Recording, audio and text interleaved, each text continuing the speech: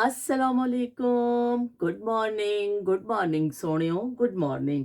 ਤੇ good morning ਤੇ ਉਹ ਰੂਟੀਨ ਦਾ ਹੀ ਮੈਂ ਕਹਿ ਦਿੰਦੀ ਆ ਤੁਹਾਨੂੰ, ਲੇਕਿਨ ਬਹਰਹਾਲ ਕਹਿਣਾ ਤੇ ਬਣਦਾ ਹੀ ਹੈ। ਤੇ ਅੱਜ ਬਈ ਮੈਂ ਬੜੀ ਕੋਈ ਥੋੜੀ ਜਿਹੀ ਮੈਂ ਸੈਡ ਵੀ ਹਾਂ, ਤੇ ਮੈਂ ਆਪਣਾ ਕੰਮ ਵੀ ਕਰ ਰਹੀ ਹਾਂ, ਇਸਤਰੀ ਕੱਪੜੇ ਕਰ ਰਹੀ ਹਾਂ, ਜੋ ਉੱਪਰ ਆਈ ਹਾਂ ਨੀਚੇ ਜਿਹੜਾ ਸਾਰਾ ਮੇਰਾ ਖਲਾਰਾ ਪਿਆ ਵੇ। ਤੇ ਮੈਂ ਕਿਹਾ ਵੀ ਨਹੀਂ, ਅੱਜ ਜਿਹੜਾ ਸ਼ਦੀਦ ਮਿਸ਼ਨ ਤੇ ਨਿਕਲੋ ਬਈ ਕਿ ਆਪਣੇ ਕੱਪੜੇ ਇਸਤਰੀ ਕਰੋ। ਤੇ ਮੈਂ ਤੁਹਾਨੂੰ ਦਿਖਾਨੀ ਆ,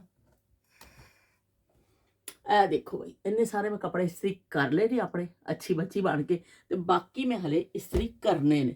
ਤੇ ਉਹ ਮੈਂ ਇਹ ਵਾਲੀ ਸ਼ਰਟ ਵੀ ਇਸਤਰੀ ਕੀਤੀ, ਇਹਦਾ ਬਟਨ ਉਸ ਦਿਨ ਜਿਹੜਾ ਨਾ ਇੱਕ ਦਿਨ ਟੁੱਟ ਗਿਆ ਸੀ। ਇੱਥੇ ਟਿਚ ਬਟਨ ਦਰਜੀ ਨੇ ਲਾ ਦਿੱਤਾ ਵੇ, ਤੇ ਟਿਚ ਬਟਨਾਂ ਦੀ ਤੇਰੀ ਮੇਰੀ ਟਿਚ ਬਟਨਾਂ ਦੀ ਜੋੜੀ। ਤੇ ਇਹ ਬਈ ਟਿਚ ਬਟਨਾਂ ਦੀ ਜੋੜੀ ਉਹਨੇ ਦਰਜੀ ਨੇ ਲਾ ਦਿੱਤਾ ਸੀ ਬਟਨ, ਹਾਲਾਂਕਿ ਮੈਨੂੰ ਕਿਹਾ ਨਹੀਂ ਸੀ, ਪਰ ਦਰਜੀ ਵੀ ਆਪਣੇ ਕੋਲੋਂ ਹੀ ਕੰਮ ਕਰਦੇ ਨੇ ਨਾ। ਤੇ ਮੈਂ ਕਿਹਾ ਚਲੋ ਮੈਂ ਇਹਨੂੰ ਥੋੜਾ ਜਿਹਾ ਅੱਜ ਰਿਪੇਅਰ ਕਰ ਲਵਾਂ, ਪਰ ਮੁਸ਼ਕਿਲ ਲੱਗ ਰਿਹਾ। ਚਸ਼ਮਾ ਤੇ ਮੈਂ ਪਾ ਲਿਆ ਵੇ, ਪਰ ਸੂਈ ਬੜੀ ਮੋਟੀ ਸਾਰੀ ਏ, ਇਹਦੇ ਅੰਦਰ ਨਹੀਂ ਜਾ ਰਹੀ। ਤੇ ਹੁਣ ਮੈਂ ਦੂਸਰੀ ਸੂਈ ਦੇਖਣੀ ਆ, ਤੇ ਅਗਰ ਮੈਂ ਧਾਗਾ ਪਾਉਣ 'ਚ ਕਾਮਯਾਬ ਹੋ ਗਈ ਨਾ, ਤੇ ਫਿਰ ਅਸੀਂ ਕੀ ਕਹਿੰਦੇ ਨੇ ਇਹਨੂੰ ਟਾਂਕਾ ਲਾ ਲਵਾਂਗੇ, ਨਹੀਂ ਤੇ ਫਿਰ ਬਸ ਐਸੇ ਲੁੜਕਦਾ ਰਹੇਗਾ ਬਰਤਨ ਜਿਹੜਾ ਇਹ ਜਿਹੜਾ ਵੇ ਬਟਨ ਐਵੇਂ ਹੀ ਲਮਕਦਾ ਰਹੇਗਾ। ਤੇ ਚਲੋ ਬਈ ਮੈਂ ਕਿਹਾ ਨਾਲੋਂ ਨਾਲ ਕਰ ਲੈਣੀ ਆ। ਤੇ ਮੈਂ ਕੱਲ ਇੱਕ ਖਬਰ ਪੜ੍ਹੀ, ਉਸ ਖਬਰ ਨੇ ਸਮਝੋ ਇੱਕ ਕਿਸਮ ਦਾ ਨਾ ਝੰਜੋੜ ਦਿੱਤਾ, ਸੈਡ ਕਰ ਦਿੱਤਾ, ਉਦਾਸ ਕਰ ਦਿੱਤਾ, ਕਿ ਬਹੁਤ ਜ਼ਿਆਦਾ ਮਤਲਬ ਜਿਵੇਂ ਇੱਕ ਇਨਸਾਨ ਕੁਝ ਪੜ੍ਹਦਾ ਹੈ ਨਾ, ਇੱਕ ਪੜ੍ਹ ਕੇ ਤੇ ਬੜਾ ਇੱਕ ਦੁੱਖ ਲੱਗਿਆ ਮੈਨੂੰ। ਅਸੀਂ ਜਿਹੜੇ ਨਾਂ ਦੇ ਜਿਹੜੇ ਨਾ ਸਿਰਫ ਅਸੀਂ ਨਾਂ ਦੇ ਮੁਸਲਮਾਨ ਰਹਿ ਗਏ ਹਾਂ, ਕਿ ਕੋਈ ਵੀ ਚੀਜ਼ ਹੈ ਨਾ ਅਸੀਂ ਸਿਰਫ ਮੁਸਲਮਾਨ ਉਸੇ ਸੂਰਤ ਵਿੱਚ ਹੀ ਹਾਂ ਕਿ ਅਸੀਂ ਨਾਂ ਦੇ ਮੁਸਲਮਾਨ ਰਹਿ ਗਏ ਹਾਂ। ਚਲੋ ਮੈਨੂੰ ਛੱਡਣੀ ਆ, ਥੋੜੀ ਦੇਰ ਬਾਅਦ ਇਹਨੂੰ ਮੈਂ ਕਰਨੀ ਆ, ਕਰਨਾ ਤੇ ਮੈਂ ਹੈਗਾ ਹੀ ਹੈ ਹੈ, ਵਰਨਾ ਮੇਰਾ ਬਟਨ ਗਵਾਚ ਜਾਣਾ ਵੀ, ਇੰਨਾ ਕੁ ਬਟਨ ਮੈਂ ਸਾਂਭਾਂਗੀ ਕਿਤੇ। ਮੈਂ ਕੱਲ ਇੱਕ ਖਬਰ ਪੜ੍ਹੀ, ਉਹ ਤਾਂ ਇੱਕ ਲਰਜ਼ ਗਈ ਖਬਰ ਪੜ੍ਹ ਕੇ, ਸਮਝੋ ਕਿ ਉਹਦੇ ਵਿੱਚ ਲਾਹੌਰ ਦਾ ਵਾਕਿਆ ਵੇ। ਲਾਹੌਰ ਦੇ ਹਸਪੀਟਲ ਦਾ ਨਾਂ ਲਿਖਿਆ ਸੀ ਕਿ ਉੱਥੋਂ ਇੱਕ ਔਰਤ ਨੇ ਤੀਸਰੀ ਮੰਜ਼ਿਲ ਤੋਂ ਛਲਾਂਗ ਲਾ ਦਿੱਤੀ। ਉਹਦੀ ਵਜ੍ਹਾ ਐਸੀ ਕਿ ਉਹਦੇ ਘਰ ਤੀਸਰੀ ਬੇਟੀ ਦੀ ਪੈਦਾਇਸ਼ ਹੋਈ ਸੀ, ਔਰ ਉਹ ਇੰਨੀ ਖੌਫਜ਼ਦਾ ਹੋ ਗਈ ਸੀ ਔਰਤ, ਕਿ ਉਹਨੇ ਜਿਵੇਂ ਹੀ ਬੱਚੀ ਡਿਲੀਵਰ ਹੋਈ, ਉਹਨੇ ਲੇਬਰ ਰੂਮ ਦੇ ਬਾਥਰੂਮ 'ਚ ਗਈ ਔਰ ਉੱਥੋਂ ਤੀਸਰੀ ਮੰਜ਼ਿਲ 'ਤੇ ਛਾਲ ਲਾ ਦਿੱਤੀ। ਯਾਨੀ ਕਿ ਉਹ ਕਿਸੇ ਦਾ ਸਾਹਮਣਾ ਕਰਨ ਨੂੰ ਉਹ ਤਿਆਰ ਨਹੀਂ ਸੀ ਔਰਤ, ਕਿ ਉਹ ਤੇ ਇੰਨਾ ਖੌਫ ਸੀ, ਇੰਨਾ ਉਹਦੇ ਤੇ ਪ੍ਰੈਸ਼ਰ ਸੀ, ਜਿਹੜਾ ਕਿ ਵੀ ਬੇਟੀ ਤੂੰ ਬੇਟਾ ਪੈਦਾ ਕਰਨਾ ਵੀ, ਕਿ ਪਤਾ ਨਹੀਂ ਵਿਚਾਰੀ ਕਿ ਆਪਣੀ ਜਾਨ ਦੀ ਵੀ ਉਹਨੇ ਪਰਵਾਹ ਨਹੀਂ ਕੀਤੀ। ਇਹ ਖਬਰ ਪੜ੍ਹ ਕੇ ਯਕੀਨ ਮੰਨੋ ਕਿ ਬੜਾ ਹੀ ਦੁੱਖ ਲੱਗਿਆ, ਕਿ ਅਸੀਂ ਜ਼ਮਾਨਾ ਜਾਹਿਲੀਅਤ ਵਿੱਚ ਹਲੇ ਵੀ ਜ਼ਿੰਦਾ ਵਾਂ। ਹਲੇ ਵੀ ਉਹੀ ਦੌਰ ਚੱਲਦਾ ਪਿਆ ਵੇ, ਕਿ ਜਦੋਂ ਇੱਕ ਜ਼ਮਾਨਾ ਜਾਹਿਲੀਅਤ ਸੀ, ਕਿ ਜਦੋਂ ਜਹਾਲਤ ਦਾ ਜ਼ਮਾਨਾ ਸੀ, ਪਰ ਸਾਡੇ ਨਬੀ ਪਾਕ ਸੱਲੱਲਾਹੁ ਅਲੈਹਿ ਵਸੱਲਮ ਆਏ ਔਰ ਉਹਨਾਂ ਨੇ ਫਿਰ ਤਾਲੀਮਾਤ ਦਿੱਤੀਆਂ ਲੋਕਾਂ ਨੂੰ। ਉਸ ਜ਼ਮਾਨੇ 'ਚ ਬੇਟੀ ਨੂੰ ਜ਼ਿੰਦਾ ਦਰਗੋਰ ਕਰ ਦਿੱਤਾ ਜਾਂਦਾ ਸੀ। ਇਹ ਮੁਹਾਵਰਾ ਨਹੀਂ ਹੈ, ਵਾਕਈ ਉਹ ਜਗ੍ਹਾ ਖੱਡਾ ਖੋਦ ਕੇ ਔਰ ਬੱਚੀ ਨੂੰ ਜ਼ਿੰਦਾ ਦਫਨ ਕਰ ਦਿੱਤਾ ਜਾਂਦਾ ਸੀ। ਇਹ ਬਹੁਤ ਵਾਕਿਆਤ ਨੇ। ਮੈਂ ਜਦੋਂ ਸਊਦੀ ਹਜ 'ਤੇ ਗਈ, ਤੇ ਉੱਥੇ ਮੈਨੂੰ ਬਕਾਇਦਾ ਮੇਰੇ ਖਾਲਾ ਦੇ ਬੇਟੇ ਨੇ ਲੈ ਕੇ ਗਿਆ, ਔਰ ਮੈਨੂੰ ਇੱਕ ਉਹ ਜਗ੍ਹਾ ਵੀ ਦਿਖਾਈ ਕਿ ਇੱਥੇ ਲੋਕ ਬੇਟੀਆਂ ਨੂੰ ਜ਼ਿੰਦਾ ਦਫਨ ਕਰਦੇ ਸਨ। ਮੈਂ ਸੋਚ ਨਹੀਂ ਸਕੀ ਕਿਸ ਤਰ੍ਹਾਂ ਹੋ ਸਕਦਾ, ਲੇਕਿਨ ਉਹ ਇਹ ਕਿ ਜਹਾਲਤ ਦਾ ਦੌਰ ਸੀ ਲੇਕਿਨ ਨਬੀ ਪਾਕ ਸੱਲੱਲਾਹੁ ਅਲੈਹਿ ਵਸੱਲਮ ਰਹਿਮਤੁਲ ਲਿਲ ਆਲਮੀਨ ਬਣਾ ਕੇ ਉਹਨਾਂ ਨੂੰ ਭੇਜਿਆ ਗਿਆ। ਤੇ ਉਹਨਾਂ ਨੇ ਫਿਰ ਲੋਕਾਂ ਨੂੰ ਤਾਲੀਮਾਤ ਦਿੱਤੀਆਂ ਕਿ ਬੇਟੀ ਜਿਹੜੀ ਹੈ, ਇਹਨੂੰ ਇਹਦਾ ਨਫ਼ਰਤ ਨਾ ਕਰੋ, ਇਹਦੇ ਨਾਲ ਪਿਆਰ ਕਰੋ। ਅਗਰ ਅੱਲਾਹ ਤਾਲਾ ਤੁਹਾਨੂੰ ਬੇਟੀ ਦਿੰਦਾ ਵੇ, ਔਰ ਜਿਸ ਸ਼ਖਸ ਨੂੰ ਬੇਟੀ ਦਿੰਦਾ ਵੇ, ਦੋ ਜਾਂ ਤਿੰਨ ਬੇਟੀਆਂ ਜਿਹਨੇ ਖੰਦਾ ਪੇਸ਼ਾਨੀ ਦੇ ਨਾਲ ਕਬੂਲ ਕੀਤਾ, ਉਹਨਾਂ ਦੀ ਮੁਹੱਬਤ ਰਹੀ, ਔਰ ਉਹਨੇ ਬੇਟੀ ਨੂੰ ਧੁਤਕਾਰਿਆ ਨਹੀਂ, ਮੁਹੱਬਤ ਨਾਲ ਉਹਦੀ ਪਰਵਰਿਸ਼ ਕੀਤੀ। ਤੇ ਉਹ ਨਬੀ ਪਾਕ ਸੱਲੱਲਾਹੁ ਅਲੈਹਿ ਵਸੱਲਮ ਨੇ ਕਿਹਾ ਕਿ ਇਸ ਤਰ੍ਹਾਂ ਮੇਰੇ ਨਾਲ ਖੜਾ ਹੋਏਗਾ। ਆਪਣੀ ਦੋ ਉਂਗਲੀਆਂ ਦਾ ਇਸ਼ਾਰਾ ਕੀਤਾ ਕਿ ਉਹ ਮੇਰੇ ਨਾਲ ਇਸ ਤਰ੍ਹਾਂ ਖੜਾ ਹੋਏਗਾ ਜਿਹੜਾ ਬੇਟੀ ਨਾਲ ਮੁਹੱਬਤ ਕਰਦਾ ਹੋਵੇ, ਕਿ ਇਸ ਤਰ੍ਹਾਂ ਵਾਜ਼ੇ ਇਸ਼ਾਰਾ ਕੀਤਾ ਸਾਡੇ ਨਬੀ ਪਾਕ ਨੇ। ਤੇ ਲੇਕਿਨ ਅੱਜ ਦੁਨੀਆ ਤੇ ਸ਼ਾਇਦ ਉਸ ਜਹਾਲਤ ਦੇ ਦੌਰ ਤੋਂ ਨਿਕਲ ਗਈ, ਲੇਕਿਨ ਅਸੀਂ ਆਪਣੇ ਨਬੀ ਦੀ ਤਾਲੀਮਾਤ ਭੁਲਾ ਦਿੱਤੀਆਂ ਨੇ। ਤੇ ਅਸੀਂ ਉਹ ਇੰਨਾ ਮਾਸ਼ਰਾ ਖਰਾਬ ਹੋ ਗਿਆ ਕਿ ਹਲੇ ਵੀ ਬੇਟੇ ਦੀ ਖੁਆਇਸ਼ ਜਿਹੜੀ ਹੈ, ਉਹ ਜਿਹੜੀ ਹੈ ਨਾ ਅਵਲੀਨ ਖੁਆਇਸ਼ ਬਣੀ ਹੋਈ ਹੈ। ਬੇਸ਼ੱਕ ਖੁਆਇਸ਼ ਕਰਨਾ ਕੋਈ ਉਹਦੇ ਵਿੱਚ ਜੁਰਮ ਨਹੀਂ ਹੈ, ਕੋਈ ਉਹਦੇ ਵਿੱਚ ਬੁਰਾਈ ਨਹੀਂ ਹੈ। ਅਗਰ ਬੇਟੀ ਰਹਿਮਤ ਹੈ ਤੇ ਬੇਟਾ ਵੀ ਅੱਲਾਹ ਤਾਲਾ ਨੇ ਨਿਮਤ ਕਰਾਰ ਦਿੱਤਾ ਵੇ, ਇਹਦੇ 'ਚ ਕੋਈ ਹਰਜ ਨਹੀਂ। ਅਗਰ ਕੋਈ ਸ਼ਖਸ ਸੱਚ ਕਹਿੰਦਾ ਹੈ ਕਿ ਮੈਨੂੰ ਅੱਲਾਹ ਤਾਲਾ ਬੇਟਾ ਦਵੇ, ਦੁਆ ਮੰਗਦਾ ਹੈ ਜਾਂ ਖੁਆਇਸ਼ ਰੱਖਦਾ ਵੇ, ਉਹਦੇ ਵਿੱਚ ਕੋਈ ਬੁਰੀ ਗੱਲ ਨਹੀਂ। ਲੇਕਿਨ ਫਿਰ ਜਦੋਂ ਅੱਲਾਹ ਤੁਹਾਨੂੰ, ਤੁਸੀਂ ਖੁਆਇਸ਼ ਵੀ ਕਰ ਰਹੇ ਹੋ, ਤੁਸੀਂ ਸਭ ਕਰ ਰਹੇ ਹੋ ਔਰ ਅੱਲਾਹ ਤੁਹਾਨੂੰ ਬੇਟੀ ਨਾਲ ਨਵਾਜ਼ ਰਿਹਾ, ਤੁਹਾਨੂੰ ਰਹਿਮਤ ਭੇਜ ਰਿਹਾ, ਤੇ ਫਿਰ ਤੁਸੀਂ ਅੱਲਾਹ ਦੇ ਅਹਿਕਾਮਾਤ ਤੋਂ ਕਿਉਂ ਮੁਨਕਰ ਹੋ ਰਹੇ ਹੋ? ਫਿਰ ਉਸ ਰਹਿਮਤ, ਅੱਲਾਹ ਤੁਹਾਡੇ ਵੱਲ ਰਹਿਮਤ ਭੇਜ ਰਿਹਾ ਔਰ ਤੁਸੀਂ ਗੁਨਾਹਗਾਰ ਹੁੰਦੇ ਹੋ ਉਸ ਰਹਿਮਤ 'ਤੇ, ਔਰ ਤੁਸੀਂ ਕਹਿੰਦੇ ਹੋ ਕਿ ਨਹੀਂ, ਔਰਤਾਂ ਨੂੰ ਮਜਬੂਰ ਕੀਤਾ ਜਾਂਦਾ ਹੈ ਕਿ ਉਹ ਖੁਦਕੁਸ਼ੀਆਂ ਕਰਨ, ਔਰਤਾਂ ਨੂੰ ਜ਼ਿੰਦਾ ਸਾੜ ਦਿੱਤਾ ਜਾਂਦਾ ਹੈ। ਐਸੇ ਵਾਕਿਆਤ ਅਸੀਂ ਸੁਣਨੇ ਹਾਂ ਕਿ ਔਰਤ ਨੂੰ ਜ਼ਿੰਦਾ ਜਲਾ ਦਿੱਤਾ ਗਿਆ। ਕਿਸੇ ਔਰਤ ਦੀ, ਇੱਕ ਮੈਂ ਕੁਛ ਅਰਸਾ ਪਹਿਲੇ ਪੜ੍ਹੀ ਸੀ, ਨੱਕ ਕੱਟ ਦਿੱਤੀ ਸੀ ਕਿ ਤੂੰ ਬੇਟੀ ਕਿਉਂ ਪੈਦਾ ਕੀਤੀ ਹੈ। ਉਹ ਵਿਚਾਰੀ ਨੂੰ ਉਹਦੇ ਸ਼ੌਹਰ ਨੇ ਉਹਦੀ ਨੱਕ ਕੱਟ ਦਿੱਤੀ, ਉਹਨਾਂ ਨੂੰ ਮਾਰ ਦਿੱਤਾ ਜਾਂਦਾ ਹੈ। ਔਰ ਦੂਸਰੀ ਸ਼ਾਦੀ ਦੀ ਧਮਕੀ ਤੇ ਇਸ ਤਰ੍ਹਾਂ ਰੱਖੀ ਹੁੰਦੀ ਹੈ ਨਾ ਮਰਦਾਂ ਨੇ ਕਿ ਬਈ ਇਸ ਵਾਰੀ ਤੂੰ ਮੁੰਡਾ ਪੈਦਾ ਨਾ ਕੀਤਾ ਤੇ ਬਈ ਮੈਂ ਤੇ ਹੁਣ ਦੂਜਾ ਵਿਆਹ ਕਰ ਲੈਣਾ ਹੈ ਮੁੰਡੇ ਵਾਸਤੇ। ਤੇ ਇਸ ਤਰ੍ਹਾਂ ਔਰਤ ਨੂੰ ਜ਼ਹਿਨੀ ਇੰਨਾ ਟਾਰਚਰ ਕੀਤਾ ਜਾਂਦਾ ਹੈ। ਉਹਦੇ ਵਿੱਚ ਸਭ ਸ਼ਾਮਿਲ ਨੇ, ਉਹਦੇ ਵਿੱਚ ਕੋਈ ਇੱਕ ਬੰਦਾ ਸ਼ਾਮਿਲ ਨਹੀਂ ਹੁੰਦਾ ਕਿ ਸਿਰਫ ਉਹਦਾ ਸ਼ੌਹਰ ਹੀ ਸ਼ਾਮਿਲ ਹੁੰਦਾ ਹੈ। ਇਰਦ ਗਿਰਦ ਦੇ ਰਹਿਣ ਵਾਲੇ ਮੁਹੱਲੇਦਾਰ, ਪੂਰਾ ਸਿਸਟਮ, ਪੂਰਾ ਮਾਸ਼ਰਾ ਉਹਦੇ ਵਿੱਚ ਸ਼ਰੀਕ ਹੁੰਦਾ ਹੋਵੇ ਕਿ ਹਰ ਬੰਦਾ ਕਹਿੰਦਾ ਉਹ ਅੱਛਾ ਕੁੜੀ ਹੋ ਗਈ, ਫਿਰ ਲੋ ਬਈ ਪਤਾ ਨਹੀਂ ਕੀ ਕਿੱਡੀ ਕੁ ਬੁਰੀ ਗੱਲ ਹੋ ਗਈ ਹੈ ਕਿ ਕੁੜੀ ਹੋ ਗਈ ਹੈ। ਤੇ ਔਰਤ ਆਪਣੇ ਆਪ ਨੂੰ ਮੁਜਰਮ ਸਮਝਣ ਲੱਗ ਜਾਂਦੀ ਹੈ, ਆਪਣੇ ਆਪ ਨੂੰ ਜ਼ਹਿਨੀ ਜਿਹੜਾ ਡਿਪਰੈਸ਼ਨ ਵਿੱਚ ਚਲ ਜਾਂਦੀ ਹੈ। ਉਹਦੀ ਜ਼ਹਿਨੀ ਕੈਫੀਅਤ ਐਸੀ ਹੋ ਜਾਂਦੀ ਹੈ ਕਿ ਉਹ ਆਪਣੇ ਆਪ ਨੂੰ ਮੁਜਰਮ ਸਮਝਣ ਲੱਗ ਜਾਂਦੀ ਕਿ ਪਤਾ ਨਹੀਂ ਮੈਂ ਕਿਹੜਾ ਗੁਨਾਹ ਕਰ ਦਿੱਤਾ ਵੇ, ਕਿ ਮੈਂ ਬੇਟੀ ਪੈਦਾ ਕਰ ਦਿੱਤੀ ਹੈ, ਮੈਂ ਕਿਹੜਾ ਗੁਨਾਹ ਕੀਤਾ ਵੇ। ਹਾਲਾਂਕਿ ਅੱਲਾਹ ਪਾਕ ਨੇ ਕੁਰਾਨ ਪਾਕ ਵਿੱਚ ਨੇ ਕਿਹਾ ਕਿ ਮੈਂ ਜਿਹਨੂੰ ਚਾਹੇ ਬੇਟੀਆਂ ਦੇਵਾਂ, ਜਿਹਨੂੰ ਚਾਹੇ ਬੇਟਿਆਂ ਨਾਲ ਨਵਾਜ਼ਾਂ, ਜਿਹਨੂੰ ਚਾਹੇ ਜੋੜੇ ਅਤਾ ਕਰਾਂ ਕਿ ਬੇਟੇ ਵੀ ਦੇਵਾਂ ਤੇ ਬੇਟੀਆਂ, ਤੇ ਜਿਹਨੂੰ ਚਾਹੇ ਮੈਂ ਬਾਂਝ ਰੱਖਾਂ, ਉਹ ਮੇਰੀ ਮਰਜ਼ੀ ਹੈ। ਤੇ ਜਦੋਂ ਅੱਲਾਹ ਦੀ ਮਰਜ਼ੀ ਅੱਲਾਹ ਨੇ ਦੱਸ ਦਿੱਤੀ ਕਿ ਮੇਰੀ ਮਰਜ਼ੀ ਹੈ, ਹਰ ਕੰਮ ਸਾਡਾ ਜ਼ਿੰਦਗੀ 'ਚ ਕੋਈ ਕਿਸੇ ਚੀਜ਼ 'ਤੇ ਸਾਡਾ ਇਖਤਿਆਰ ਨਹੀਂ। ਨਾ ਇਸ ਦੁਨੀਆ ਤੇ ਆਉਣਾ ਸਾਡਾ ਇਖਤਿਆਰ ਹੈ, ਨਾ ਇਸ ਦੁਨੀਆ 'ਚ ਜਾਣਾ ਸਾਡਾ ਇਖਤਿਆਰ ਹੈ, ਨਾ ਹੀ ਔਲਾਦ ਅੱਲਾ ਨੇ ਕਿੰਨੀ ਦੇਣੀ ਉਸ 'ਤੇ ਇਖਤਿਆਰ ਹੈ, ਨਾ ਹੀ ਸਾਡੇ ਰੋਜ਼ੀ ਰਿਜ਼ਕ 'ਤੇ ਇਖਤਿਆਰ ਹੈ। ਹਰ ਸ਼ੈ ਅੱਲਾ ਵੱਲੋਂ ਆਉਂਦੀ। ਤੇ ਅਸੀਂ ਇੱਕ ਮੁਸਲਮਾਨ ਹੋਣ ਦੀ ਹੈਸੀਅਤ ਨਾਲ ਅਸੀਂ, ਸਾਡਾ ਈਮਾਨ ਕਿੰਨਾ ਕਮਜ਼ੋਰ ਹੋ ਗਿਆ ਵੇ ਕਿ ਅਸੀਂ ਬੇਟੀ ਆਂਦੀ ਹੈ, ਰਹਿਮਤ ਅੱਲਾ ਤੁਹਾਡੇ ਘਰ ਭੇਜਦਾ ਹੈ, ਤੇ ਅਸੀਂ ਮੱਥੇ ਤੇ ਵੱਟ ਪਾ ਲੈਂਦੇ ਹਾਂ ਕਿ ਧੀ ਕਿਉਂ ਹੋ ਗਈ, ਔਰਤ ਕਿਉਂ ਮੁਜਰਮ ਕਰਾਰ ਦੇ ਦਿੱਤੀ ਜਾਂਦੀ ਹੈ ਕਿ ਤੂੰ ਬਸ ਇਹ ਬੜਾ ਵੱਡਾ ਕੋਈ ਜੁਰਮ ਕਰ ਦਿੱਤਾ ਵੇ। ਉਹ ਵਿਚਾਰੀ ਇਸ ਅਹਿਸਾਸ ਦੇ ਨਾਲ ਜੀਂਦੀ ਹੈ ਕਿ ਮੈਂ ਪਤਾ ਨਹੀਂ ਕੋਈ ਦੂਸਰਿਆਂ ਨਾਲੋਂ ਕਮਤਰ ਹਾਂ, ਮੈਂ ਕੁਛ ਉਹ ਨਹੀਂ ਕਰ ਸਕੀ। ਕਈ ਐਸੇ ਹੁੰਦੀਆਂ ਨੇ ਜ਼ਿੰਦਗੀ 'ਚ ਗੱਲਾਂ ਕਿ ਫਿਰ ਔਰਤ ਕਹਿੰਦੀ ਹੈ ਕਿ ਮੈਨੂੰ ਡਰ ਹੈ, ਮੇਰੇ ਬੰਦੇ ਨੇ ਧਮਕੀ ਦਿੱਤੀ ਸੀ ਕਿ ਬਈ ਮੈਂ ਦੂਜਾ ਵਿਆਹ ਕਰ ਲਾਂਗਾ ਜੇ ਇਸ ਵਾਰੀ ਵੀ ਹੋਇਆ। ਤੇ ਪਤਾ ਨਹੀਂ ਇਸ ਔਰਤ ਦੇ ਨਾਲ ਕੀ ਸੀ, ਉਹ ਮਤਲਬ ਜ਼ਹਿਨੀ ਉਹਦੀ ਕੈਫੀਅਤ ਦਾ ਅੰਦਾਜ਼ਾ ਲਾਓ ਕਿ ਉਹ ਡਿਲੀਵਰੀ ਹੋਈ ਹੈ ਔਰ ਉਹਨੇ ਜਾ ਕੇ ਛਾਲ ਮਾਰ ਦਿੱਤੀ। ਕਿੰਨਾ ਮੈਂ ਕਹਿੰਦੀ ਹਾਂ ਇਨਸਾਨ ਜ਼ਾਲਮ ਹੋ ਗਿਆ ਵੇ ਕਿ ਖਾਸ ਕਰ ਮਰਦ, ਅਗਰ ਮਰਦ ਆਪਣੀ ਬੀਵੀ ਨੂੰ ਤਸੱਲੀ ਦਵੇ ਕਿ ਵੀ ਨਹੀਂ ਕੋਈ ਗੱਲ ਨਹੀਂ, ਸਾਡੇ ਜੋ ਵੀ ਹੋਏਗਾ ਸਾਡੀ ਔਲਾਦ ਹੈ, ਅਸੀਂ ਉਹਦੀ ਪਰਵਰਿਸ਼ ਕਰਾਂਗੇ, ਔਰ ਬੇਟੇ ਦੀ ਉਹ ਨਾ ਰਟ ਲਾਵੇ, ਤੇ ਔਰਤ ਨੂੰ ਕਾਫੀ ਹੌਸਲਾ ਮਿਲ ਜਾਂਦਾ ਵੇ। ਪਰ ਇਹ ਵੀ ਕਿ ਸਾਡੇ ਅਸੀਂ ਆਪਣੇ ਆਪ ਨੂੰ ਮੁਸਲਮਾਨ ਤੇ ਕਹਿਲਵਾਨੇ ਆ, ਪਰ ਸਾਡੇ 'ਚ ਮੁਸਲਮਾਨਾਂ ਵਾਲੀ ਜਿਹੜੀਆਂ ਖਾਸੀਅਤ ਕਹਿ ਲਓ ਜਾਂ ਸਾਫ਼ ਕਹਿ ਲਓ ਬਹੁਤ ਘੱਟ ਹੋ ਗਏ ਨੇ। ਬੇਟੀ ਨੂੰ ਜਦੋਂ ਵੀ ਬੇਟੀ ਹੁੰਦੀ ਹੈ ਨਫ਼ਰਤ ਦਾ ਨਿਸ਼ਾਨਾ ਬਣਾਇਆ ਜਾਂਦਾ ਹੈ। ਬੇਟਾ ਹੁੰਦਾ ਵੇ, ਹੋ ਜੀ ਮਠਾਈਆਂ ਵੰਡੋ, ਚਲੋ ਵੀ ਕਰੋ, ਪਤਾ ਨਹੀਂ ਇਹਨਾਂ ਮੁੰਡਿਆਂ ਨੇ ਕੀ ਕਰਨਾ ਵੇ।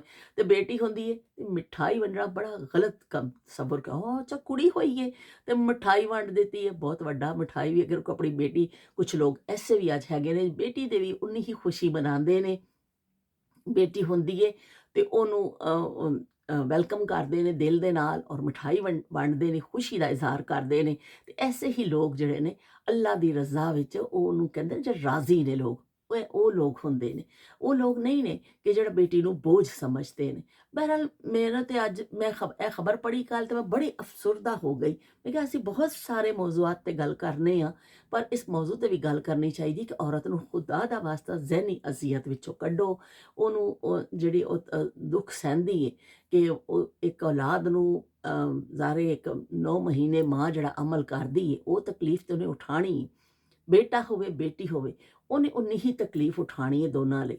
9 ਮਹੀਨੇ ਦਾ ਅਮਲ ਲਈ ਉਸ ਤੋਂ ਬਾਅਦ ਉਹਨੇ ਜੋ ਤਕਲੀਫ ਉਠਾਣੀ ਹੈ ਉਹ, ਲੇਕਿਨ ਫਿਰ ਉਸ ਤੋਂ ਬਾਅਦ ਫਿਰ ਉਹ ਉਨੀ ਹੀ ਤਕਲੀਫ ਉਠਾ ਕੇ ਅਗਰ ਬੇਟਾ ਵੇ ਤੇ ਵਾਹ ਉਸ ਔਰਤ ਦੀ ਹੋ ਜਾਂਦੀ ਬੱਲੇ ਬੱਲੇ, ਬਈ ਤੂੰ ਤੇ ਕੋਈ ਬੜਾ ਕੋ ਅਨੋਖਾ ਕੰਮ ਕਰ ਦਿੱਤਾ। ਤੇ ਜੇ ਨਹੀਂ ਤਾਂ ਉਸ ਔਰਤ ਨੂੰ ਮੁਜਰਮ ਬਣਾ ਦਿੱਤਾ ਜਾਂਦਾ ਕਿ ਬਈ ਤੇਰੇ ਵਰਗਾ ਭੈੜਾ ਕੰਮ ਤਾਂ ਕੋਈ ਕਰ ਹੀ ਨਹੀਂ ਸਕਦਾ ਜਿਹੜਾ ਤੂੰ ਕਰ ਦਿੱਤਾ ਵੇ। ਤੇ ਐਸੀ ਸੋਚ ਅਲਹਮਦੁਲਿਲਾ ਹਾਲੇ ਬਹੁਤ ਜ਼ਿਆਦਾ ਨਹੀਂ ਹੈ ਕਿ ਹਾਲੇ ਵੀ ਬੇਟੀਆਂ ਨੂੰ ਪਿਆਰ ਕੀਤਾ ਜਾਂਦਾ ਵੇ, ਹਾਲੇ ਸੀਨਿਆਂ ਨਾਲ ਲਾਇਆ ਜਾਂਦਾ ਵੇ। ਆਈਆਂ ਗੱਲ ਲਾਈਆਂ ਤੇ ਗੱਲ ਲਾਉਣ ਵਾਲੇ ਵੀ ਲੋਕ ਬਹੁਤ ਸਾਰੇ ਹੈਗੇ ਨੇ ਕਿ ਬੇਟੀਆਂ ਨੂੰ, ਜਿਵੇਂ ਸਮੀਨਾ ਨੇ ਇਸ ਦਿਨ ਕਿਹਾ ਕਿ ਮੇਰੀ ਇੱਕ ਬੇਟੀ ਹੈ ਤੇ ਮੈਂ ਉਹਨੂੰ ਉਹਦੇ ਸਾਰੇ ਚਾਅ ਲਾਡ ਪੂਰੇ ਕਰਨੀ ਆ, ਕਿ ਮੈਂ ਆਪਣੀ ਜਿਹੜੀ ਮੈਂ ਖਵਾਹਿਸ਼ਾਂ ਪੂਰੀਆਂ ਨਹੀਂ ਕਰ ਸਕੀ ਆਪਣੇ, ਤੇ ਮੈਂ ਆਪਣੀ ਬੇਟੀ ਨੂੰ ਅੱਛੀਆਂ ਅੱਛੀਆਂ ਚੀਜ਼ਾਂ ਲੈ ਕੇ ਦਿੰਦੀ ਆ। ਮੈਂ ਆਪਣੀ ਬੇਟੀ ਨੂੰ ਹਰ ਚੀਜ਼ ਉਹ ਲੈ ਕੇ ਦਿੰਦੀ ਆ ਜਿਹੜੀ ਮੈਂ ਨਹੀਂ ਕਰ ਸਕੀ, ਲੇਕਿਨ ਮੇਰੀ ਬੇਟੀ ਵਾਸਤੇ ਮੈਂ ਕਰਨੀ ਆ। ਤੇ ਇਸ ਤਰ੍ਹਾਂ ਹੀ ਬੇਟੀਆਂ ਤੇ ਬਹੁਤ ਪਿਆਰੀਆਂ ਹੁੰਦੀਆਂ ਨੇ ਕਿ ਇਨਸਾਨ ਉਹਨਾਂ ਨਾਲ ਕਹਿੰਦੇ ਨੇ ਕਿ ਮਾਂ-ਬਾਪ ਦਾ ਕਿ ਦੁੱਖ ਦਰਦ ਸਮਝਣ ਵਾਲੀ ਬੇਟੀ ਹੀ ਹੁੰਦੀ ਹੈ। ਤੇ ਇਹ ਸੋਚ ਸ਼ੁਕਰ ਹੈ ਹਲੇ ਬਹੁਤ ਮਹਿਦੂਦ ਹੈ, ਲੇਕਿਨ ਵਕਤ ਦੇ ਨਾਲ-ਨਾਲ ਇਹ बढ़ਦੀ ਜਾ ਰਹੀ ਹੈ ਕਿ ਇਹ ਜਿਨ੍ਹਾਂ ਤੇ ਗੁਜ਼ਰਦੀ ਹੈ ਉਹਨਾਂ ਨੂੰ ਪਤਾ ਹੁੰਦਾ ਵੇ। ਬਾਕੀ ਇਹ ਵੇ ਕਿ ਹਲੇ ਵੀ ਬੇਟੀਆਂ ਨਾਲ ਪਿਆਰ ਕਰਨ ਵਾਲੇ ਬਹੁਤ ਲੋਕ ਨੇ ਦੁਨੀਆ ਵਿੱਚ ਅਲਹਮਦੁਲਿਲਾ, ਲੇਕਿਨ ਅਫਸੋਸ ਨਾਲ ਕਹਿਣਾ ਪੈਂਦਾ ਵੇ ਕਿ ਐਸੇ ਲੋਕ ਵੀ ਮਾਸ਼ਰੇ 'ਚ ਮੌਜੂਦ ਨੇ ਜਿਹੜੇ ਬੇਟੀ ਨੂੰ ਬੋਝ ਸਮਝਦੇ ਨੇ। ਮੈਂ ਆਪਣੇ ਗੱਲ ਦੱਸਣੀ ਆ ਕਿ ਸਾਡੇ ਬਾਪ ਨੇ ਸਾਨੂੰ, ਸਾਡੇ ਵਾਲਿਦ ਨੇ ਜਿੰਨਾ ਪਿਆਰ ਕੀਤਾ ਸਾਨੂੰ, ਮੇਰੀ ਜ਼ਿੰਦਗੀ 'ਚ ਉਸ ਤੋਂ ਬਿਹਤਰ ਕੋਈ ਮਰਦ ਆਇਆ ਹੀ ਨਹੀਂ। ਕੋਈ ਐਸਾ ਬੰਦਾ ਮੇਰੀ ਜ਼ਿੰਦਗੀ 'ਚ ਨਹੀਂ ਆਇਆ ਜਿਹੜੇ ਮੇਰੇ ਬਾਪ ਨਾਲੋਂ ਵੱਧ ਕੇ ਜਿਹਨੇ ਮੈਨੂੰ ਪਿਆਰ ਕੀਤਾ ਹੋਵੇ। ਜਿਹਨੇ ਮੈਨੂੰ ਕੋਈ ਐਸਾ ਕੀਤਾ ਹੋਵੇ ਕਿ ਵੀ ਤੂੰ ਬਹੁਤ, ਕਿਉਂਕਿ ਬਾਪ ਜਿਹੜਾ ਪਿਆਰ ਦੇ ਦਿੰਦਾ ਬੇਟੀ ਨੂੰ, ਉਹ ਤੇ ਜਿਹੜਾ ਅਨਮੋਲ ਖਜ਼ਾਨੇ ਹੁੰਦੇ ਨੇ, ਉਹ ਬੇਟੀਆਂ ਦੀ ਯਾਦਾਂ ਵਿੱਚ ਜਿਹੜੇ ਨਾ ਉਹ ਵੀ ਵਸ ਜਾਂਦੇ ਨੇ। ਮਾਂ-ਬਾਪ ਚਲੇ ਜਾਂਦੇ ਨੇ, ਉਹਨਾਂ ਦਾ ਪਿਆਰ ਦੇ ਨਾਲ ਹੀ ਸਾਰੀ ਜ਼ਿੰਦਗੀ ਗੁਜ਼ਾਰ ਦਿੰਦੀਆਂ ਨੇ। ਉਸ ਪਿਆਰ ਦੇ ਸਹਾਰੇ 'ਚ ਹੀ ਉਹ ਜ਼ਿੰਦਗੀ ਗੁਜ਼ਾਰ ਦਿੰਦੀਆਂ ਨੇ ਕਿ ਮੇਰੇ ਬਾਪ ਨੇ ਮੈਨੂੰ ਇੰਨਾ ਪਿਆਰ ਕੀਤਾ ਸੀ, ਮੇਰੀ ਮਾਂ ਨੇ ਮੇਰੇ ਇਹ ਚਾਅ ਲਾਡ ਕੀਤੇ ਸਨ। ਤੇ ਬਾਪ ਦਾ ਪਿਆਰ ਤੇ ਜਿਹੜਾ ਬੇਟੀ ਦਾ ਰਿਸ਼ਤਾ ਬਹੁਤ ਹੀ ਅੱਛਾ ਹੁੰਦਾ ਵਾ। ਇੰਨਾ ਬਾਪ ਬੇਟੀਆਂ ਨੂੰ ਪਿਆਰ ਕਰਦੇ ਨੇ ਕਿ ਜਿਹਦਾ ਸ਼ੁਮਾਰ ਨਹੀਂ। ਲੇਕਿਨ ਕੁਛ ਐਸੇ ਵੀ ਫਿਰ ਦੁਨੀਆ 'ਚ ਲੋਕ ਹੈਗੇ ਨੇ, ਕਹਿੰਦੇ ਕਿ ਜਿੱਥੇ ਅੱਛਾਈ ਹੈ ਉੱਥੇ ਬੁਰਾਈ ਵੀ ਜ਼ਰੂਰ ਮੌਜੂਦ ਹੁੰਦੀ। ਇਸ ਤਰ੍ਹਾਂ ਨਹੀਂ ਹੈ ਕਿ ਸਿਰਫ ਅੱਛਾ ਹੀ ਅੱਛਾ ਹਰ ਚੀਜ਼ ਹੋਵੇ, ਉੱਥੇ ਬੁਰਾਈ ਵੀ ਮੌਜੂਦ ਹੁੰਦੀ। ਐਸੀ ਵੀ ਸੋਚ ਦੇ ਲੋਕ ਹਲੇ ਵੀ ਮਾਸ਼ਰੇ ਵਿੱਚ ਹੈਗੇ ਨੇ। ਬੇਟੀ ਨੂੰ ਬੋਝ ਸਮਝਿਆ ਜਾਂਦਾ, ਬੇਟੀ ਨੂੰ ਬੇਤੌਕੀਰ ਕੀਤਾ ਜਾਂਦਾ, ਬੇਟੀ ਨੂੰ, ਉਹ ਬੇਟੀ ਜਿਹਦੀ ਆਮਦ ਤੇ ਨਬੀ ਪਾਕ ਸੱਲੱਲਾਹੁ ਅਲੈਹਿ ਵਸੱਲਮ ਉੱਠ ਕੇ ਖੜੇ ਹੋ ਜਾਂਦੇ ਸਨ ਕਿ ਫਾਤਮਾ ਆਈ, ਮੇਰੀ ਬੇਟੀ ਆਈ। ਇੰਨੀ ਤਾਜ਼ੀਮ ਬੇਟੀ ਨੂੰ ਦਿੱਤੀ। ਸਾਡੇ ਨਬੀ ਨੂੰ ਕਰਕੇ ਦਿਖਾਇਆ ਕਿ ਬੇਟੀ ਦੀ ਤਾਜ਼ੀਮ ਇੰਨੀ ਕਿ ਉੱਠ ਕੇ ਖੜੇ ਹੋ ਕੇ ਉਹਦਾ ਇਸਤਕਬਾਲ ਕਰਦੇ ਸਨ, ਖੁਦ ਨਸ਼ਿਸਤ ਉੱਠਦੇ ਸਨ ਔਰ ਬੇਟੀ ਵਾਸਤੇ ਖੜੇ ਹੁੰਦੇ ਸਨ। ਇੰਨੀ ਤਾਜ਼ੀਮ। ਔਰ ਉਸ ਬੇਟੀ ਨੂੰ ਬੋਝ ਸਮਝਣਾ, ਅਸੀਂ ਕਿੰਨੇ ਦੂਰ ਹਾਂ। ਅਸੀਂ ਆਪਣੇ ਤਾਲੀਮਾਤ ਤੋਂ, ਨਬੀ ਦੀ ਤਾਲੀਮਾਤ ਤੋਂ ਕਿੰਨੇ ਦੂਰ ਰਹਿ ਗਏ। ਉਹਨਾਂ ਨੇ ਆਪਣੀ ਜ਼ਿੰਦਗੀ ਦਾ ਬਿਹਤਰੀਨ ਨਮੂਨਾ ਪੇਸ਼ ਕੀਤਾ, ਲੋਕਾਂ ਨੂੰ ਦੱਸਿਆ ਕਿ ਇਸ ਤਰ੍ਹਾਂ ਤੁਸੀਂ ਜ਼ਿੰਦਗੀ ਗੁਜ਼ਾਰੋ, ਇਸ ਤਰ੍ਹਾਂ ਕਰੋ, ਲੇਕਿਨ ਅਸੀਂ ਉਸ ਤੋਂ ਬਹੁਤ ਦੂਰ ਹਾਂ, ਬਹੁਤ ਦੂਰ। ਸ਼ਾਇਦ ਕਦੀ ਪਹੁੰਚ ਹੀ ਨਾ ਪਾਈਏ, ਲੇਕਿਨ ਹਰ ਬੰਦਾ ਐਸਾ ਨਹੀਂ ਹੈ। ਅੱਜ ਵੀ ਬੇਟੀਆਂ ਦੇ ਚਾਅ ਲਾਡ ਕਰਨ ਵਾਲੇ ਬਹੁਤ ਸਾਰੇ ਲੋਕ ਨੇ ਜੋ ਬੇਟੀਆਂ ਨੂੰ ਮੁਕਾਮ ਦਿੰਦੇ ਨੇ, ਇੱਜ਼ਤ ਦਿੰਦੇ ਨੇ। ਬੇਟੀਆਂ ਦਾ ਕੀ ਕਹਿੰਦੇ ਨੇ, ਉਹਨਾਂ ਨੂੰ ਬੇਟੇ ਔਰ ਬੇਟੀ 'ਚ ਕੋਈ ਫਰਕ ਨਹੀਂ ਕਰਦੇ, ਉਹ ਇੱਕੋ ਜਿਹਾ ਰੱਖਦੇ ਨੇ। ਐਸੇ ਬੇਸ਼ੁਮਾਰ ਲੋਕ ਨੇ। ਲੇਕਿਨ ਉਹ ਫਿਰ ਜਿਹੜੇ ਐਸੇ ਲੋਕ ਬਦਬੂਦਾਰ, ਜਿਹਨੂੰ ਕਿਹਾ ਜਾਏਗਾ ਜ਼ਹਿਨੀਅਤ ਵਾਲੇ ਲੋਕ, ਉਹ ਫਿਰ ਸਾਰਿਆਂ ਨੂੰ ਜਿਹੜਾ ਨਾ ਗੰਦਾ ਕਰਦੇ ਨੇ। ਕਿ ਜਿਹੜੇ ਬੇਟੀਆਂ ਨਾਲ ਪਿਆਰ ਕਰਦੇ ਨੇ ਉਹ ਵੀ ਪਿੱਛੇ ਚਲੇ ਜਾਂਦੇ ਨੇ। ਫਿਰ ਐਸੀਆਂ ਖਬਰਾਂ ਜਦੋਂ ਹੈਡਲਾਈਨਸ ਬਣਦੀਆਂ ਨੇ, ਐਸੀਆਂ ਖਬਰਾਂ ਜਦੋਂ ਛਪਦੀਆਂ ਨੇ, ਤੇ ਫਿਰ ਉਹ ਮਕਰੂ ਚਿਹਰਾ ਜ਼ਿਆਦਾ ਨੁਮਾਇਆ ਹੁੰਦਾ ਵੇ ਕਿ ਪਤਾ ਨਹੀਂ ਸ਼ਾਇਦ ਸਾਰੇ ਹੀ ਬੇਟੀਆਂ ਨਾਲ ਨਫ਼ਰਤ ਕਰਦੇ ਨੇ, ਸਾਰੇ ਲੋਕ ਹੀ ਬੇਟੀਆਂ ਨੂੰ ਨਾਲ ਪਿਆਰ ਨਹੀਂ ਕਰਦੇ ਨੇ ਜਾਂ ਬੇਟੀ ਨਾਲ ਨਫ਼ਰਤ ਕਰਦੇ ਨੇ। ਐਸੀ ਗੱਲ ਨਹੀਂ। ਸਾਰੇ ਲੋਕ ਜਿਹੜੇ ਨੇ ਆਪਣੇ ਬੱਚੀਆਂ ਨਾਲ ਪਿਆਰ ਕਰਦੇ ਨੇ, ਬਹੁਤ ਘੱਟ ਲੋਕ ਨੇ। ਲੇਕਿਨ ਇਹ ਵੀ ਕਿ ਗੰਦਗੀ ਤੋਂ ਹੀ ਕਹਿੰਦੇ ਨੇ, ਥੋੜ੍ਹੀ ਜਿਹੀ ਵੀ ਹੁੰਦੀ ਹੈ ਨਾ ਉਹ ਗੰਦਗੀ ਹੀ ਕਹਿਲਾਉਂਦੀ ਹੈ, ਉਹਨੂੰ ਤੁਸੀਂ ਅੱਛਾ ਨਹੀਂ ਕਹਿ ਸਕਦੇ।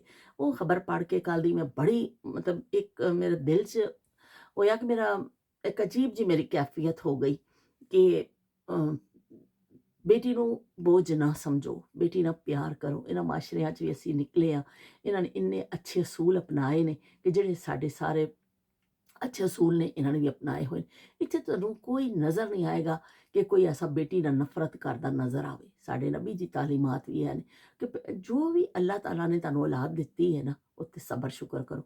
ਜਦੋਂ ਮੈਂ ਅਕਸਰ ਦੇਖਿਆ ਕਿ ਕੋਈ ਬੇਔਲਾਦ ਜੋੜੇ ਹੁੰਦੇ ਨੇ ਤੇ ਫਿਰ ਉਹਦੇ ਲਈ ਦੁਆ ਇਹ ਕੀਤੀ ਜਾਂਦੀ ਹੈ, ਜਦੋਂ ਕਾਫੀ ਅਰਸਾ ਔਲਾਦ ਨੂੰ ਨਹੀਂ ਹੁੰਦੀ ਤੇ ਫਿਰ ਕਹਿੰਦੇ ਨੇ, ਯਾ ਅੱਲਾਹ ਧੀ ਦੇ ਦੇ, ਯਾ ਅੱਲਾਹ ਧੀ ਦੇ ਦੇ। ਕਿ ਫਿਰ ਲੋਕ ਇਹ ਦੁਆ ਮੰਗਦੇ ਨੇ ਕਿ ਅੱਲਾਹ ਧੀ ਦੇ ਦੇ।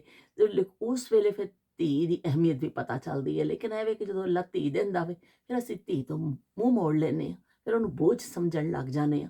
ਫਿਰ ਉਹਨੂੰ ਅਸੀਂ ਇਹ ਕਹਿੰਦੇ ਹਾਂ ਕਿ ਵੀ ਤੂੰ ਪਤਾ ਨਹੀਂ ਸਾਡੇ ਵਾਸਤੇ ਕੀ ਮੁਸੀਬਤ ਬਣ ਕੇ ਆ ਗਈ। ਖੁਦਾ ਦਾ ਵਾਸਤਾ ਆਪਣੀ ਸੋਚ ਬਦਲੋ। ਅੱਲਾਹ ਤਾਲਾ ਜੋ ਤੁਹਾਨੂੰ ਦਵੇ ਉਹਨੂੰ ਹੱਸੀ ਖੁਸ਼ੀ ਕਬੂਲ ਕਰੋ। ਉਹਨੂੰ, ਉਸ ਔਰਤ ਨੂੰ ਉਸ ਅਜ਼ਾਬ ਵਿੱਚ, ਉਸ ਕਰਬ ਵਿੱਚ ਨਾ ਪਾਓ ਕਿ ਜਿਹੜੀ ਤੁਹਾਡੇ ਫੈਮਿਲੀ ਨੂੰ ਲੈ ਕੇ ਚੱਲ ਰਹੀ ਹੈ, ਤੁਹਾਡੇ ਕੀ ਕਹਿੰਦੇ ਨੇ ਘਰ-ਬਾਰ ਨੂੰ ਦੇਖ ਰਹੀ ਹੈ, ਤੁਹਾਡੇ ਲਈ ਬੱਚੇ ਪੈਦਾ ਕਰ ਰਹੀ ਹੈ, ਔਰ ਫਿਰ ਔਰਤ ਇੰਨੀ ਕਰਬ ਵਿੱਚ ਚਲੀ ਜਾਵੇ ਕਿ ਆਪਣੀ ਜਾਨ ਲੈਣ ਤੋਂ ਵੀ ਗੁਰੇਜ਼ ਨਾ ਕਰੇ। ਤੁਸੀਂ ਤੇ ਉਹਦੀ ਜਾਨ, ਇਹ ਤੇ ਵਾਕਿਆ ਤਾਂ ਅਸੀਂ ਸੁਣਨਾ ਹੀ ਆ ਕਿ ਬੀਵੀਆਂ ਨੂੰ ਮਾਰ ਕੇ ਘਰੋਂ ਕੱਢਤਾ, ਠੁੱਡੇ ਮਾਰ ਕੇ, ਤੇ ਉਹ ਉਸ ਵਾ, ਲੇਕਿਨ ਇੱਕ ਔਰਤ ਖੁਦ ਆਪਣੀ ਜਾਨ ਲੈਣ ਤੇ ਆ ਗਈ ਤੇ ਉਹ ਕਿੰਨੀ ਕਰਬ ਵਿੱਚ ਹੋਏਗੀ। ਤੇ ਇਸ ਸੋਚ ਨੂੰ ਖਤਮ ਕਰਨਾ ਪਏਗਾ। ਤੇ ਮੇਰਾ ਮੌਜੂ ਤੇ ਐਸਾ ਵੇ ਕਿ ਜਿੰਨੀ ਵੀ ਇੱਥੇ ਗੱਲ ਕੀਤੀ ਜਾਵੇ ਘੱਟ ਹੈ, ਕਿ ਬਹੁਤ ਜ਼ਿਆਦਾ ਇੱਥੇ ਗੱਲ ਕੀਤੀ ਜਾ ਸਕਦੀ ਹੈ। ਪਰ ਮੈਂ ਬਸ ਇਹ ਕੱਲ੍ਹ ਦਾ ਖਬਰ ਪੜ੍ਹੀ ਨਾ, ਮੈਨੂੰ ਬੜਾ 2-3 ਦਫਾ ਪੜ੍ਹੀ, ਯਕੀਨ ਮੰਨੋ। ਮੈਂ ਇੱਕ ਦਫਾ ਪੜ੍ਹੀ, ਫਿਰ ਉਹ ਸਾਹਮਣੇ, ਫਿਰ ਮੈਂ ਪੜ੍ਹੀ, ਫਿਰ ਮੈਂ ਪੜ੍ਹੀ। ਮੈਂ ਕਿਹਾ ਇਸ ਤਰ੍ਹਾਂ ਕਿਸ ਤਰ੍ਹਾਂ ਹੋ ਸਕਦਾ ਵੇ, ਪਰ ਹੁੰਦਾ ਵੇ। ਦੁਨੀਆ ਵਿੱਚ ਹਰ ਕਿਸਮ ਦੇ ਲੋਕ ਨੇ। ਦੁਨੀਆ ਵਿੱਚ ਬਹੁਤ ਬੇਟੀਆਂ ਤੇ ਤਿਤਲੀਆਂ ਹੁੰਦੀਆਂ ਨੇ। ਮੈਂ ਤੇ ਅਕਸਰ ਇਹ ਕਹਿੰਦੀ ਹਾਂ ਕਿ ਧੀਆਂ ਤੇ ਤਿਤਲੀਆਂ ਹੁੰਦੀਆਂ ਨੇ, ਇੱਕ ਥੋੜ੍ਹੇ ਦਿਨ ਮਾਂ ਬਾਪ ਦੇ ਘਰ ਹੁੰਦੀਆਂ ਨੇ, ਫਿਰ ਉਹਨਾਂ ਨੇ ਉੱਡ ਜਾਣਾ ਹੁੰਦਾ ਵੇ। ਤੇ ਅੱਲਾਹ ਤਾਂ ਤੇਰੀ ਸਾਡੀ ਲੰਮੀ, ਸਾਡਾ ਚਿੜੀਆਂ ਦਾ ਚੰਬਾ ਵੇ, ਬਾਬਲ ਅਸਾਂ ਉੱਡ ਜਾਣਾ, ਸਾਡੀ ਲੰਮੀ ਉਡਾਰੀ ਵੇ, ਸਾਡੀ ਲੰਮੀ ਉਡਾਰੀ ਵੇ, ਅਸਾਂ ਮੁੜ ਨਹੀਂ ਆਣਾ, ਸਾਡਾ ਚਿੜੀਆਂ ਦਾ ਚੰਬਾ ਵੇ, ਬਾਬਲ ਅਸਾਂ ਉੱਡ ਜਾਣਾ। ਤੇ ਸਾਡਾ ਚਿੜੀਆਂ ਦਾ ਚੰਬਾ ਵੇ, ਬਾਬਲ ਅਸਾਂ ਉੱਡ ਜਾਣਾ।